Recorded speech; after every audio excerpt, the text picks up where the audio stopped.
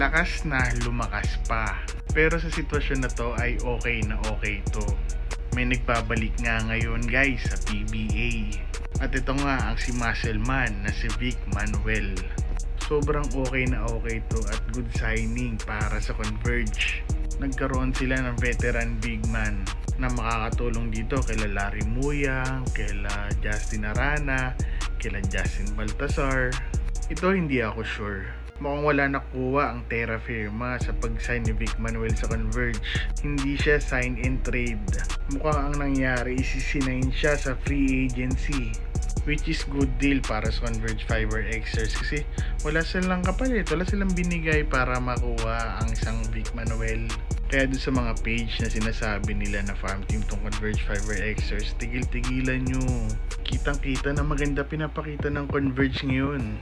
Ako as a Hinebra fan, okay lang sa akin kung hindi mag-champion yung Hinebra, basta magcha-champion makatulad ng Rain or Shine, ng Converge Fiber Xers, Phoenix Fuel Masters.